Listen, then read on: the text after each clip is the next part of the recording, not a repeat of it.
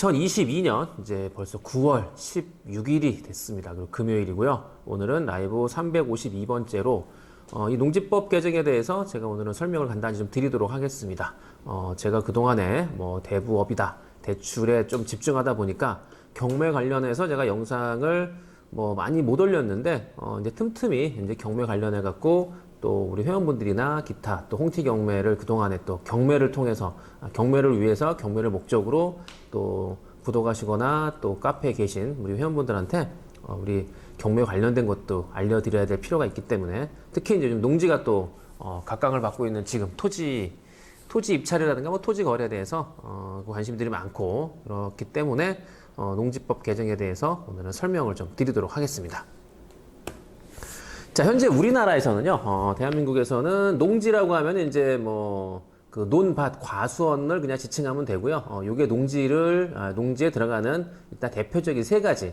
보통은 우리가 이제 논밭을 낙찰을 받겠죠. 경매로 낙찰을 받으려면 뭐 대지도 있겠지만 주로 이제 논밭이 주를 이루기 때문에, 그리고 또 대지는 비싸고, 논밭은 좀 가격이 저렴하기 때문에 일단은 농지를 받아서 뭐 나중에 지목 변경을 하거나 기타적인 뭐 그 방향을 바꿔서 투자를 목적으로 취득하는 분들이 꽤 많아졌는데 어쨌든 한국에서는 이 농지를 취득하려면 농지 취득 자격 증명이라는 거를 발급을 받아 가지고 그 발급받은 서류를 해당 경매계에다가 이제 경매계 그 입찰 허가, 그러니까 낙찰 허가 매각기일 허가 전까지 제출해야 됩니다.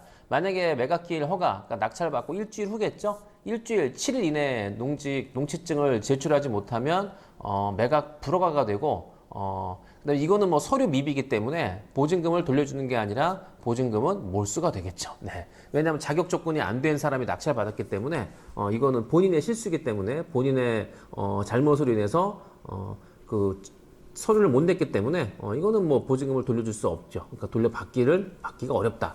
그래서 이걸 제출해야 되는데 현재 상황에서는 보통은 그냥 낙찰 받고 뭐 그날이든 그 다음 날이든 해당 관할 뭐 시군청 면사무소나 이런 데 가면은 농취증을 사실 발급받는 게 뭐 굉장히 수월하고요. 뭐 100평인가 이상은 200평인가 이상 그건 제가 정확하게 지금 모르겠는데 200평인가 뭐 300평인가 이상의 농지를 받으면 이제 농지 계획 증명서라고 하는 거를 또 작성해서 내야 되는데 그것도 또한 뭐 제가 여러 번 뭐 저도 써주기도 하고 뭐 제가 보기도 했지만 농지 뭐 경영 계획서인가 뭐 이런 것도 그 추가적으로 좀 땅을 좀 크게 큰 땅을 받으면 이제 추가적인 서류를 내야 되는 거 그걸 말씀드리는 건데 그것도 사실 굉장히 웃겨요.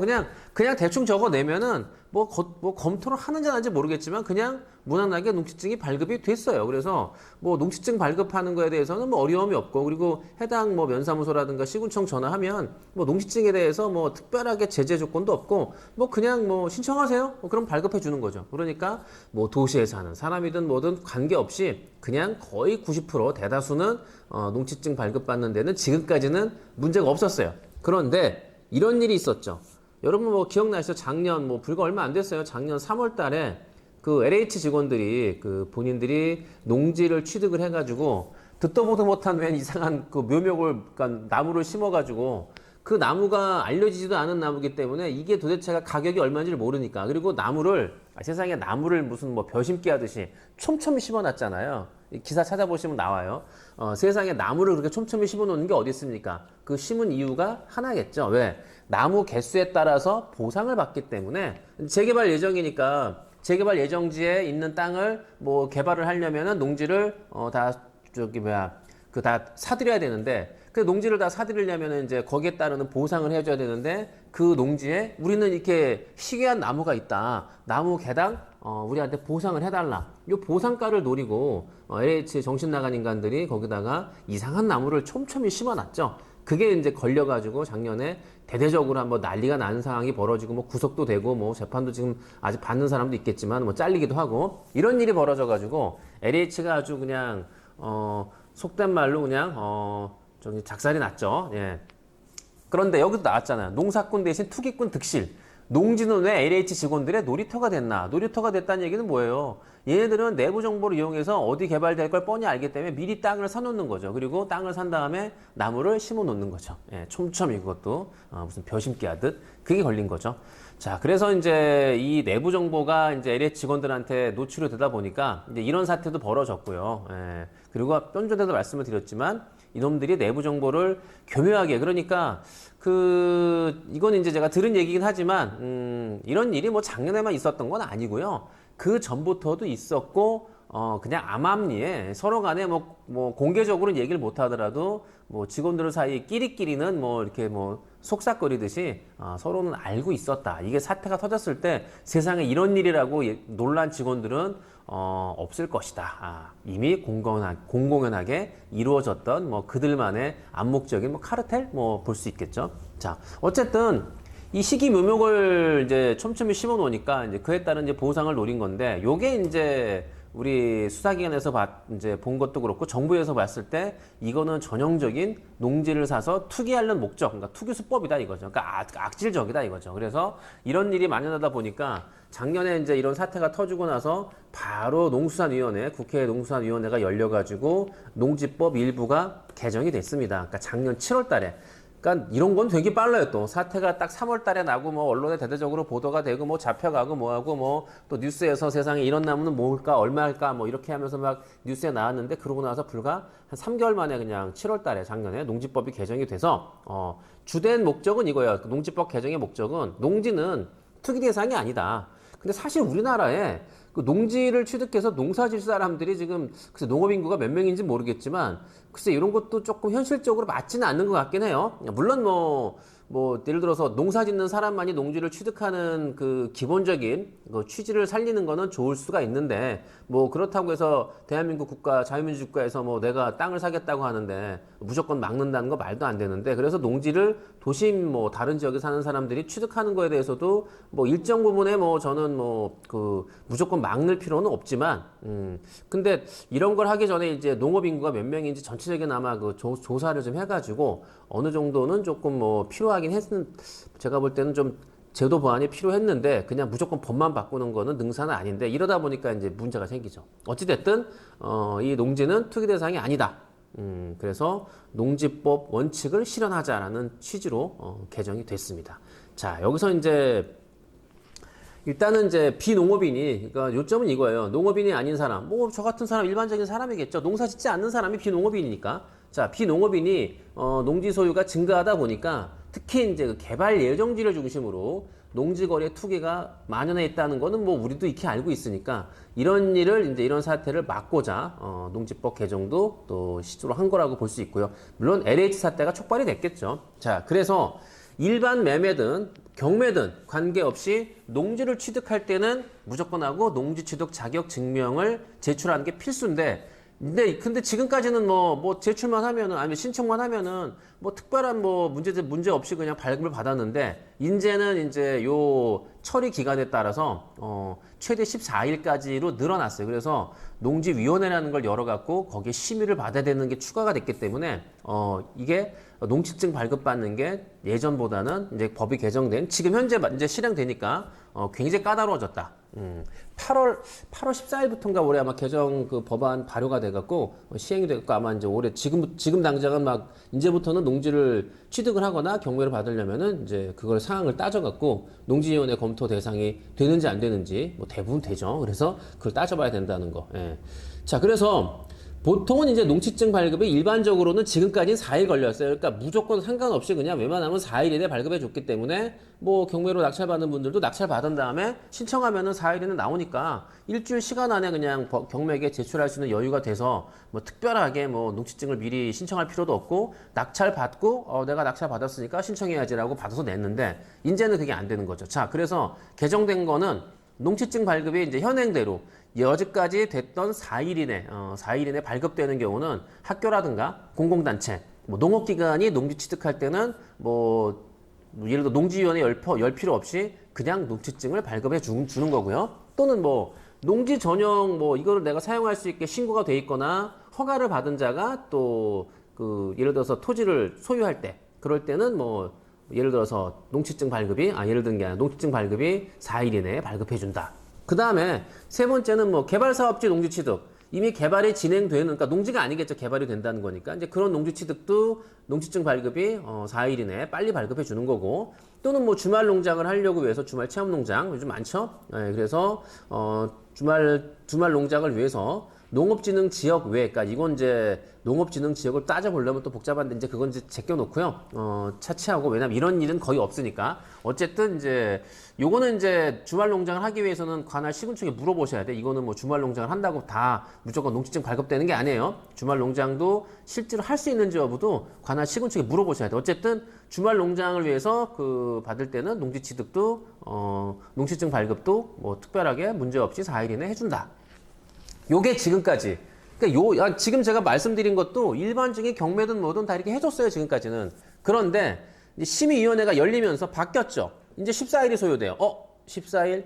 그럼 낙찰받고 가면 안 되네? 당연히 안 되죠. 자, 그래서 14일 소요되는 농지위원회라는 걸 열어서 위원회의 심의를 거쳐서 발급되는, 요게 이제 휴일 껴서, 그러니까 휴일을 제외하고 14일이기 때문에 만약에 이번 추석 연휴가 4일이 꼈다. 그러면은 18일 이전에 가야죠. 왜? 연휴는 다 빼버리니까. 주말이라든가 연휴는 제외하고 14일이기 때문에 최소 제가 볼 때 20일 정도 전에는 농지증을 신청을 해놔야 낙찰을 받고 매각허가 전에 나올 수 있는 거죠. 오늘이 입찰일이에요. 그러면 오늘로써 20일 전에 이미 신청을 했어야 돼. 자, 그런 일이 벌어지고 있어요, 지금. 그래서 아마 법원에서도 농지 취득에 대해서 아마 미리 농지증을 신청을 하라고 이렇게 안내문이 아마 고지된 걸로 알고 있거든요. 법원에 가신 분들은 보셨을 거예요. 자, 그러면은 농지위원회 심의, 이게 중요한 겁니다. 핵심은 이거예요. 자, 농지위원회 심의 대상은 일단은 취득 농지 소재지 관할 시군 자치구에 거주하지 않은 자. 그러니까 예를 들어서 제가 그러니까 서초구를 예를 들게요. 제가 서초구에 살고 있다고 치면 제가 서초구에 있는 땅을 살 때는 심의 대상이 아니에요. 왜냐하면 내가 여기 살고 있는 시군청, 내가 여기 서초구에 살고 있기 때문에 서초구 땅을 살 수 있어요. 농지를. 그럴 때 심의 대상이 아니야. 근데 발급받기가 그렇게 어렵진 않아요. 그런데 만약에 서초구에 살지 않고 제가 지금 거주하고 있는 강동구에 살고 있으면 농지위원회 심의 대상이에요. 요거를 제가 지도를 가지고 좀 보기 편하게 설명을 드리도록 할게요. 자, 여기 보면은 이제 서초구가 이제 홍티경매에 있는 데니까, 자, 서초구에 그 박스가 쳐져 있죠. 빨간색으로 네모칸. 자, 서초구에 인접한 구는 관악구, 동작구, 용산구, 강남구예요. 일단 뭐 제가 내용을 볼 때도 뭐, 근데 이게 뭐 정확하긴 정확할 텐데, 구체적인 것들은 해당 농수산과에 물어봐야죠. 시군청에 물어보고 먼저 해야죠. 자, 그래서 어쨌든 이제 그 발표된 농지법 개정안을 제가 살펴봤을 때 이제 이렇게 될 것이다. 자, 이게 뭐냐? 서초구에서 제가 거주하고 있는데 서초구에 주소가 있어요. 그러면 제가 관악구, 동작구, 용산구, 강남구는 인접해 붙어있잖아요. 인접이라는 거 붙어있는 거 접한다. 수학적 용어로 접선. 이게 접한다는 거는 붙어있는 게 접한다는 거니까. 자, 서초구하고 접해 있는 요 네 구. 요 네 구는 근데 서초구 밑에는 이제 경기도로 넘어가잖아요. 저쪽으로 넘어가면 분당으로 넘어가는데 분당은 붙어있다 하더라도 시군이 다르기 때문에 그건 안 돼요. 자, 그래서 같은 서울에 있으면 제가 서초구면은 서초구에 인접한 요 네 개의 구에 있는 토지를 제가 뭐 낙찰을 받거나 살 때는 농지위원회 심의 대상이 아니고 그냥 4일 이내 발급을 해주는데 요 관악, 동작, 용산, 강남을 제외한 강서구라든가 마포구 뭐 서대문구 이런 데 토지를 취득을 하려면 무조건 하고 농지위원회 심의 대상이다 라는 말씀을 드리는 거예요. 이해되셨죠? 아유, 눈이 뭐가 들어갔네. 네, 이해되셨죠? 그래서 요 노란색 안에 있는 거는 서초구 거주자는 노란색 안에 노란색 그 색칠한 고기 있는 토지는 농지위원회 심의 대상이 아니지만 그 이외에는 심의 대상이다. 이렇게 이해하시면 될 거예요. 자, 그래서 결론은 이겁니다. 결론은 야, 앞으로 너 살고 있는 주거지, 그 인접하지 않는 토지거래는, 토지거래에서는 농지위원회 심의를 받아라. 사실 대부분 받으란 얘기죠. 아니, 내가 살고 있는 인접한 토지를 사는 사람도 있겠지만, 대부분의 사람은 외지인이 사기 때문에, 이걸 만든 이유는, 앞으로는 무조건 농지위원회 심의를 받고서 토지를 구입해라. 뭐 이런 뜻이겠죠. 그래서 결론은 이겁니다. 자, 그러면 이제 여기서 끝나는 게 아니라 하나가 더 있어요. 심의 대상의 두 번째는 농지를 이제 공유 지분으로 취득할 때, 3명 이상의 공동으로 취득할 때도 농지위원회 심의 대상이 되는 겁니다. 자, 요것도 제가 이해하기 쉽게 그림으로 설명을 드릴게요. 자, 한 필지예요. 그러니까 필지가 하나인데, 그러니까는 필지라는 거는 이렇게 뭐 두 필지라는 거는 뭐 하나 두 개가 붙어 있는 거죠. 이게 그러니까는 따로 있는 거를 붙인 게 이제 그게 두 필지고, 한 필지라는 거는 나눠져 있지 않고 통으로 되어 있는 게 한 필지라고 볼 수 있겠죠. 쉽게 얘기하면은. 자, 그러면은 이 녹색 있는 게 원래 한 필지인데, 한 필지를 반으로 뚝쭉 쪼개서 두 명이 나눠 취득하려고 해요. 요럴 때는 농지위원회 심의 대상이 아니에요. 근데 물론 여기서 중요한 거는 이 사람들이 인접한 토지가 아니고, 인접하지 않는 저쪽 멀리 있는 토지를 구입할 때는 농지위원회 심의 대상이겠죠. 예, 그쵸? 예. 뭐 무조건 하고 한 필지를 두 명이 받을 때는 멀리서 받아도 상관없겠냐, 그게 아니에요. 이거는 그냥 두 명이 받을 때만 두 명이, 그 인원에 따라서 두 명이니까는 심의 대상이 아니라는 거지, 외지인 두 명이 와서 공동으로 취득하려고 하면은, 서초구에 있는 사람이 저기 강동구의 땅을 사려고 하면은 두 명이 사든 뭐 하든 관계없이 두 명이 사더라도 두 명이 사더라도 농지위원회 심의를 열어야 되는 거죠. 이거는 그냥 인접한 토지를 두 명이 살 때는 농지 심의 대상이 아니라는 거지, 외지인 살 때는 무조건 심의 대상이에요. 자, 그래서 어찌됐든 한 필지 농지를 두 명이 취득할 때는 농지 심의 대상이 아니라는 거. 그런데 재밌는 거는 한 필지를 3등분 해갖고 3명이 살 때는 심의 대상이에요. 네, 이럴 때는 인접한 토지를 산다고 하더라도 심의위원회의 그 의결을 거쳐서 농지증 발급을 받아야 돼. 그러니까 이게 14일 이상 걸린다는 거죠. 그래서 3명 이상이 취득할 때는 무조건 심의 대상입니다. 이건 인접이금하고 관계없이 앞으로 3명 이상의 공동으로 그 토지를 취득할 때는 심의 대상이다. 지금 큰일 날 사람들이 있죠. 맞춰보세요. 3인 이상 취득 시 농지 심의 대상에 이 법이 실행이 되면서 가장 피해를 보고 땅을 치고 걱정 근심이 많은 인간들이 있겠죠. 누구겠습니까? 여러분 누굴까요? 누구긴 누구예요. 기획부동산이지. 땅을 싸게 사갖고 사기쳐갖고 사람들한테 뭐 땅 한 필지 사갖고 막 60명한테 그냥 지분 분할로다가 팔아먹는 인간들이 있잖아요. 그 원천적으로 이게 어렵게 됐어요. 왜냐하면은 3명 이상 취득할 때는 무조건 심의 대상이기 때문에 딱 걸리게 생겼죠. 그래서 기획부동산 애들이 이번 법안 농지법 개정으로 굉장히 그 어려움에 처하지 않을까 예상을 할 수 있겠죠. 자, 그 다음에 두 번째는 한 필지 내 지분 거래. 이건 뭐냐면은 이제 한 필지를 3등분해서 3명이 나눠 가졌어요. 그런데 그 중에 이제 내가 맨 왼쪽 짜투리를 갖고 있었는데 갖기 싫어. 팔고 싶어. 돈이 필요해. 팔 때는 심의 대상이 아니에요. 근데 이것도 재밌는 게, 내가 맨 끄트머리 하나를 갖고 있는데 제가 누구한테 제3자한테 팔 때 그 사람이 이 토지 지역 인근 사람이면 상관이 없는데 외지인이면 심의 대상이죠. 예, 그러니까 무조건 하고 외지인이 토지 살 때는 심의 대상이다라고 보시면 돼요. 자, 그래서 농지위원회 심의 대상이 그냥 뭐 인접한 사람이 한 필지 내 거 사갈 때 인접한 사람이라면은 뭐 심의 대상은 아니에요. 그런데 문제는 요거죠. 3등분해서 내가 마지막 왼쪽을 갖고 있었는데, 그런데 제가 요거를 둘로 쪼개갖고 둘한테 팔려 그래. 요럴 때 심의 대상이에요, 또. 그러니까 기존 지분을 공유물 분할로 해서 내가 왼쪽에 있는 거를 잘라서 두 개로 나눠서 팔려고 할 때 그걸 사는 사람 둘은 심의 대상이 된다는 거죠. 그래서 어찌됐든지 간에 이제 이거를 뭐 제가 이제 그림으로 그려서 좀 설명하기 이제 좀 보기 쉽게 여러분들이 좀 잘 알아들을 수 있도록 제가 설명을 드리긴 했는데, 제가 이걸 준비하면서 느낀 거는 그냥 결론은 이거예요. 결론은 앞으로 기획부동산 사기는 어렵다. 소비자 보호가 확실히 될 수 있겠다라는 거. 물론 또 빈틈이 있을 수 있겠지만, 일단 지금 제가 표면적으로 볼 때는 기획부동산 그놈들은 어려움에 처할 것이다. 소비자 보호가 강화되는 측면이 없지 않아 있겠다. 그러니까 사기당해서 억울하게 괜히 쓸데없는 땅 사갖고 처분도 못하는 분들이 앞으로 좀 줄어들지 않을까 예상할 수 있는 거고요. 그리고 지분 쪼개기. 이게 이제 둔촌 아파트도 제가 얘기를 하려다가 워낙 뭐 그런 영상은 많기 때문에, 또 둔촌 아파트는 제가 맨날 오고 가면서 맨날 저희 동네니까 맨날 보이는 데이기 때문에 도대체가 저 유치권 신고 저 현수막 언제 떨어질까? 근데 아직까지 붙어 있고요. 근데 지금 중요한 거는 뭐 인부들은 이미 다 나갔기 때문에 그 크레인만 서 있고 지키는 사람만 있지 뭐 횡합니다. 그래서 저게 과연 12월 달부터 공사 재개가 될 수 있을까 의문인데, 근데 지금 그 공사 지연의 큰 원인 중에 하나가 상가 때문이에요. 그 상가 얘기를 하려는 게 이제 지분 쪼개기 때문인데, 이거예요. 상가가 이제 그 둔촌 아파트 상가가 하나가 있어요. 뭐 1층에 101호가 있어. 근데 이 101호가 소유주가 원래 한 명이었는데, 이 소유주가 어느 날 자고 일어났더니 소유주가 7명이 돼 있네. 분할로 판 거죠. 공유물 분할한 거예요, 그 상가를. 예. 분할로 팔 수 있어요. 뭐 쪼개갖고 여기서 여기까지 딱 자로 거갖고 요건 네 거가 아니라 부동산은 그냥 너 5분의 1 너 4분의 1, 뭐 너 100분의 1 해갖고 그 분수로 나눠가지고 이렇게 분할로 해서 팔 수 있기 때문에 취득할 수 있기 때문에 그 둔촌 아파트 상가 같은 경우는 원래는 소유주가 예를 들어서 뭐 10명이었는데 지금은 소유주가 그거야 아마 3배가 됐다고 그랬나? 그래서 왜냐하면은 그렇게 지분 쪼개 간 이유가 뭐겠습니까? 딱지를 받으려고 나도 어떻게 상가 지분을 좀 받을 뭐 받을 수 있지 않을까라고 그런 꼼수를 쓰는 인간들 때문에 지금 그것도 지금 정리가 안 돼갖고 물론 뭐 상가를 빼고 아파트만 짓는다고 해도 문제는 없겠지만 글쎄 제가 볼 때는 뭐 이것저것 다 얽히고 설켜가지고 문제가 좀 있는 것 같아요. 자 어쨌든 그래서 지분 쪼개기 투기를 이제 원천적으로 금지하려고 하는 측면도 없지 않아 있겠죠. 예, 그러니까 저기에 분명히 땅을 사놓으면은 딱지가 나와 아파트 입주권이 나와. 그러니까 그 땅을 사갖고 온 가족이 놀아가는 거죠. 엄마, 아빠, 삼촌, 할아버지 해갖고 그냥 땅 하나에 7명이 들러붙어갖고 나도 아파트 입주권 주세요라는 상황이 벌어질 수 있죠. 그런 일이 많이 있잖아요. 그래서 그런 것들을 원천적으로 이제 이번 농지위원회 그 농지법 개정으로 인해서 농지위원회 심의를 거쳐 농지증 발급 받아야 되기 때문에 예, 그런 지분 쪼개기가 앞으로 어려울 수 있겠다 말씀을 드리는 거죠.